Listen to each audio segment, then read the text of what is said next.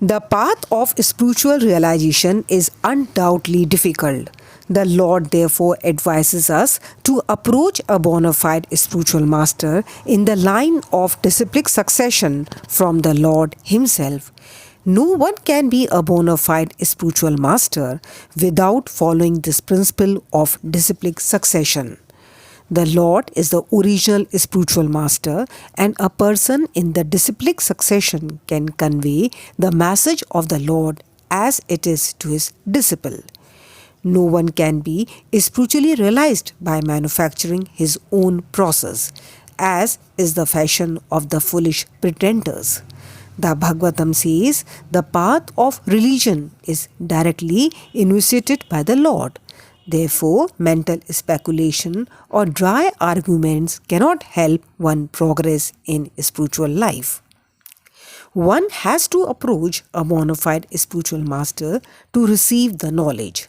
Such a spiritual master should be accepted in full surrender, and one should serve the spiritual master like a menial servant without false prestige.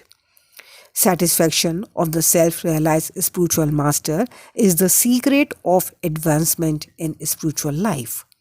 Inquiries and submission constitute the proper combination for spiritual understanding.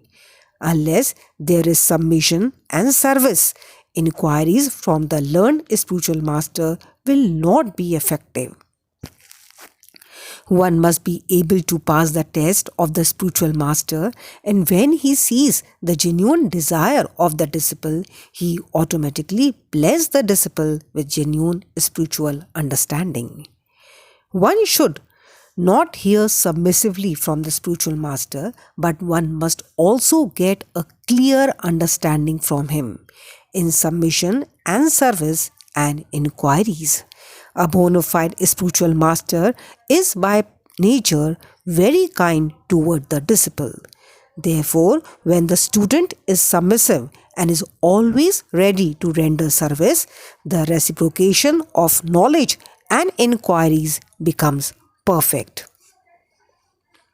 The result of receiving knowledge from a self-realized soul, or one who knows things as they are, is learning that all living beings are parts and parcels of the Supreme Personality of Godhead, Lord Sri Krishna. The sense of a separated existence from Krishna is called Maya. Ma means not, Ya means this. Something that we have nothing to do with Krishna, that Krishna is only a great historical personality, and that the Absolute is the impersonal Brahman. Factually, as it is stated in the Bhagavad Gita, this impersonal Brahman is the personal effulgence of Krishna. Krishna, as the Supreme Personality of Godhead, is the cause of everything. Although we are separated parts of Krishna, we are nevertheless not different from him. The bodily difference of the living entities is Maya, or not actual fact. We are all meant to satisfy Krishna. By Maya alone, Arjun thought that the temporary bodily relationship with his kinsman was more important than his eternal spiritual relationship with Krishna. The whole teaching of the Gita is targeted toward this end, that a living being as his eternal servitor cannot be separated from Krishna, and his sense of being an identity apart from Krishna is called Maya. The living entities as separate parts and parcels of the Supreme have a purpose to fulfill. Having forgotten that purpose, since time immemorial they are situated in different bodies as men, animals, demigods, etc. Such bodily differences arise from forgetfulness of the transcendental service of the Lord. But when one is engaged in transcendental service through Krishna consciousness, one becomes at once liberated from this illusion.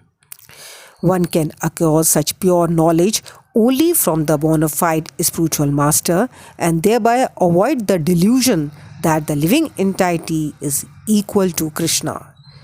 Perfect knowledge is that the Supreme Soul Krishna is the supreme shelter for all living entities, and giving up such shelter, the living entities are diluted by the material energy, imagining themselves to have a separate identity.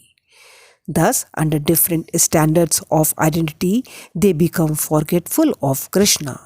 When, however, such diluted living entities become situated in Krishna consciousness, it is to be understood that they are on the path of liberation.